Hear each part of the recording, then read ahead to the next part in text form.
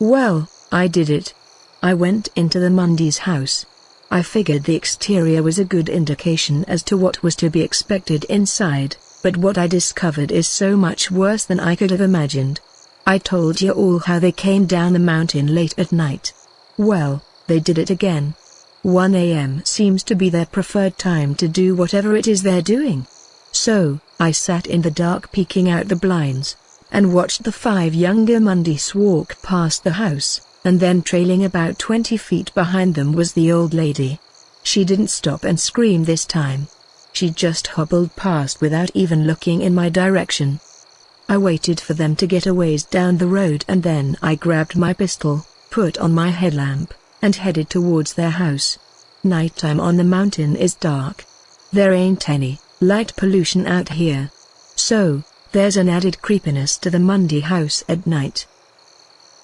People not from around here might look at the dark, decaying old house and assume it were long abandoned, but the reality is that it's been occupied longer than any other house on the mountain. Once on the property, I turned on my headlamp so that I could cross the yard without tripping over the junk. As I said before, there's heaps of stuff thrown around here that doesn't make sense. Car parts but no car, kids' toys but no kids. Maybe they're stealing this stuff during their late-night excursions. I made it to the front door, which was easy enough to get through considering it hadn't been locked. Apparently they ain't worried about intruders.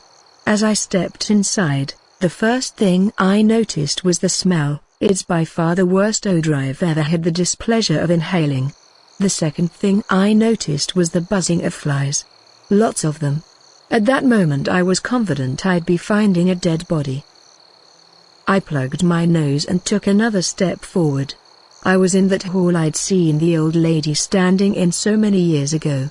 At one point it was wallpapered, much of which has peeled away over time. What remains is stained and dirty. The walls have holes in them. You can see into other rooms through these holes, and I could also tell that the wood was old as the house itself. There'd obviously been no history of remodeling. With each step, I thought I was going to break through the floor, but by some miracle it stayed strong. I entered a room to the left. By my understanding of typical house layouts, I'd say the room was at one point either a den or a dining room, but now it appeared to be a place they slept and urinated. That's right, they do it in the same room, both directly on the floor.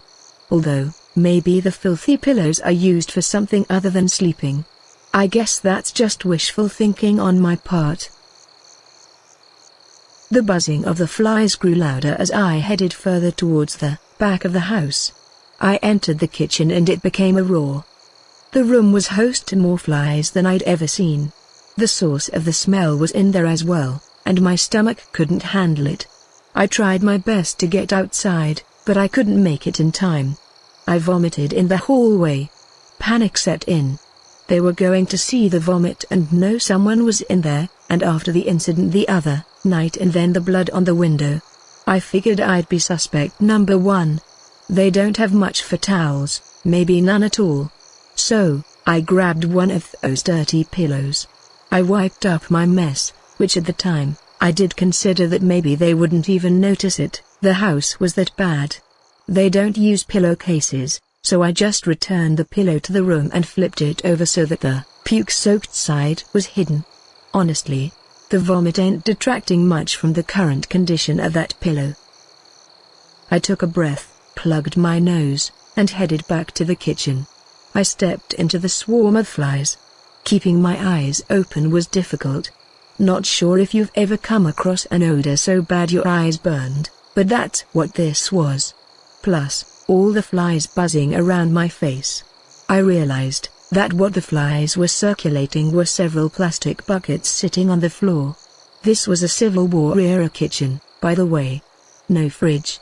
Just a wood-burning stove, moldy old cabinets, and buckets. Reluctantly, I stepped towards the buckets. I held my breath and looked inside, and once again my stomach lurched. Inside were pounds of rotten meat. I couldn't tell from what, and I didn't have it in me to keep looking. I stormed out of the room and somehow managed to fight back the bile. I guess I know what they eat now. The house is 2 stories, and the stairs are in horrible condition. The railing is gone, and just about every other step is damaged. But I needed to know what was upstairs. However, as I walked back up the hall, I noticed something. There was a door below there, stairs. And it was padlocked. Is it weird that I thought even a padlock would be too complicated for the Mundys?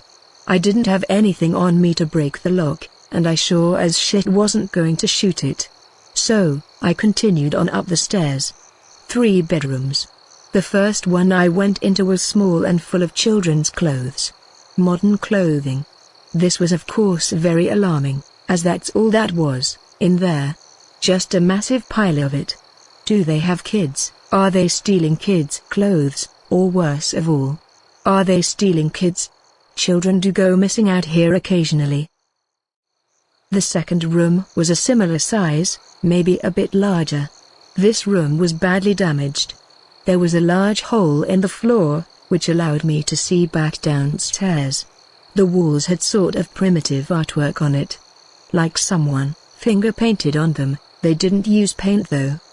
The color palette seemed to be limited to the colors that come out of the human body. Handprints, stick figures, shapes. But one thing left me deeply unsettled. There was a series of 4 numbers that I recognized. My address. I moved on to the final room. The door was closed. I turned the knob and went in. This was the largest bedroom there, master. Inside was one of the more shocking discoveries from the night. Aside from some dust, it was clean, and not only that, it was decorated like an actual bedroom. There was a full-sized bed, a stand-up mirror, a chest of drawers, nightstands. However, the furniture was very old. Civil War era. Sitting on the nightstand was a framed picture, black and white. A man and a woman. It looked to be from the 1800s. They weren't smiling, as I saw from the case in pictures from that time. They weren't deformed like the Mundys are now, but they did look like siblings, similar face and hair color. I recognized the dress on the woman as the one I'd seen the old lady wearing. It must be Levian's era. The nightstand that the picture had been sitting on was positioned beneath an uncovered window, so I had turned off my headlamp to not draw attention. The light from the moon was sufficient enough.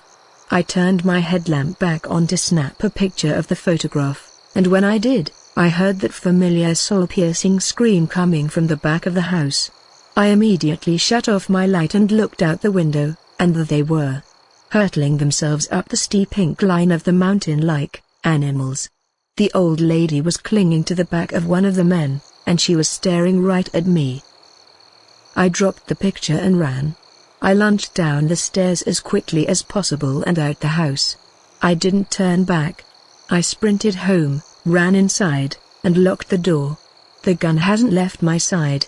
I was happy to see the sunlight this morning and that the Mundys didn't come down the mountain after me, but I didn't get a lick of sleep. I can't call the police. There's nothing to report aside from my own trespassing.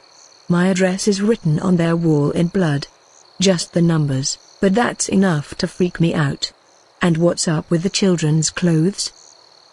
My gut tells me I should take my parents and leave town for a bit, but I think I'm close to finding out something big.